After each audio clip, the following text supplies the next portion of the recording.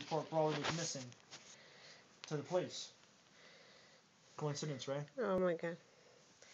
So she'd already been missing for 3 or 4 days, and the day that she all of a sudden appeared is the same day her mother decided to report them missing. So it's bullshit.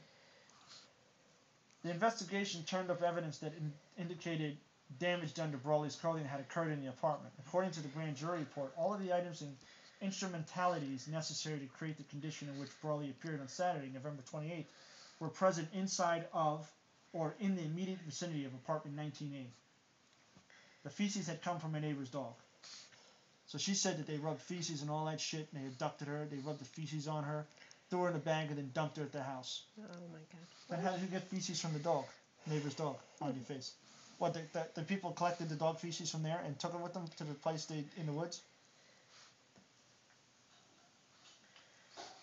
Public response to Brawley's story was at first mostly sympathetic. Bill Cosby, among others, pledged support for her and helped raise money for a legal fund. That's what sucked.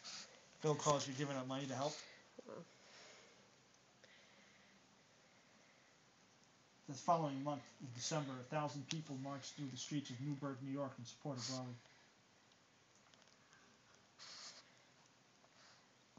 Brawley's claims in the case captured headlines across the country. Public rallies were held denouncing the incident. Racial tensions had climbed. How stupid all those people to help her felt after. When civil rights activist Reverend Al Sharpton with attorneys Maddox and Mason began handling Brawley's publicity, the case quickly took on an explosive edge.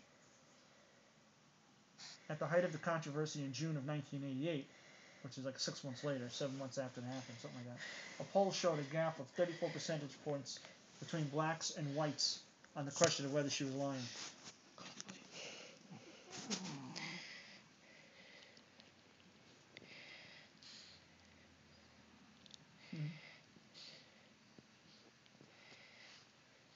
Sharpton, Maddox, and Mason generated a national media sensation. The three claimed officials all the way up to the state government were trying to cover up defendants in the case because they were white. Specifically, they named Stephen Pagonis, I remember him, an assistant district attorney in Dutchess County as one of the rapists and a racist, among other accusations.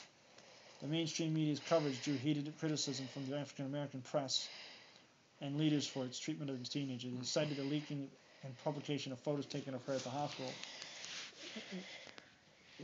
and the revelation of her name despite her being underage. When you're underage, you're not supposed to release the name. In addition, critics were concerned that Brawley had been left in custody of her mother, stepfather, and advisors rather than being given protection by the state, that she was used as a pawn by adults who should have protected her. Grand jury was involved. The grand jury released 170-page report concluding Brawley had not been abducted, assaulted, raped, and sodomized, as had been claimed by Brawley and her advisors. The report further concluded that the unsworn public allegations against Dutchess County District Attorney Stephen Pagonis were false and had no basis in fact. To issue the report, the grand jury heard from 180 witnesses, saw 250 exhibits, and recorded more than 6,000 pages of testimony. In the decision, the grand jury noted many problems with Brawley's story. Among these were that the rape kit results did not indicate sexual assault. Also, despite her claim of having been held captive for days, Brawley was not suffering from exposure, was well nourished, and appeared to have brushed her teeth recently. Despite her clothing there were no burns on her body. Although a shoe she was wearing was cut, though, Brawley had no injuries to her foot. What would you do about The racial epithets written on her were upside down, which led to suspicion that Brawley wrote the words herself. Testimony from her schoolmates indicated she had attended a local party during the time of her supposed abduction.